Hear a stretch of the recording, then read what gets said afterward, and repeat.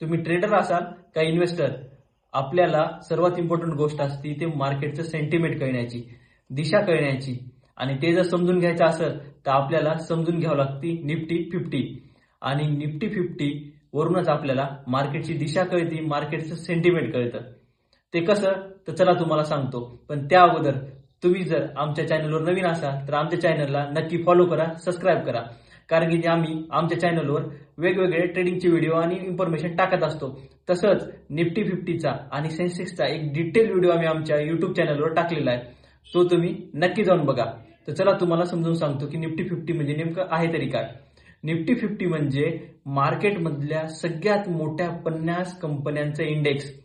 आणि ह्याच्यावरून आपल्याला मार्केटचं सेंटिमेंट कसं काय कळतं तर ह्या कंपन्या ज्या आहेत त्या वेगवेगळ्या सेक्टरमधून येतात. बँकिंगची कंपनी असेल, आयटीतली कंपनी असेल, किंवा एफएमसीजी मधली कंपनी असेल, किंवा ऑटो सेक्टरची कंपनी असेल. ज्या टॉपच्या 50 कंपन्या असतात त्या सर्वांचं मिळून बनलेलं इंडेक्स म्हणजेच की निफ्टी 50. त्यामुळं आपल्याला निफ्टी 50 बघूनच आपल्याला मार्केटची दिशा, मार्केटचं सेंटिमेंट एकदम सोप्या प्रमाणात कळतं. निफ्टी वाढती तेव्हा मार्केट स्ट्रॉंग असतो आणि निफ्टी जेव्हा कमी होती तेव्हा मार्केट वीक असतं, असं आपल्याला एकदम सोप्या प्रकारात कळून जातं. तसंच एक तुम्हाला बोनस टिप देतो.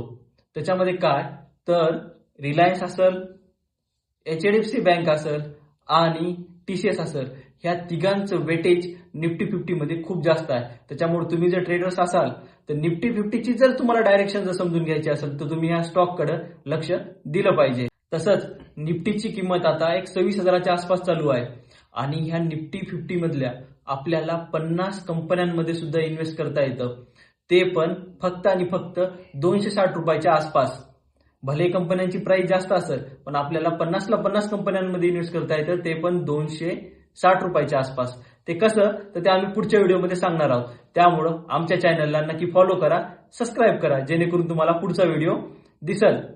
धन्यवाद.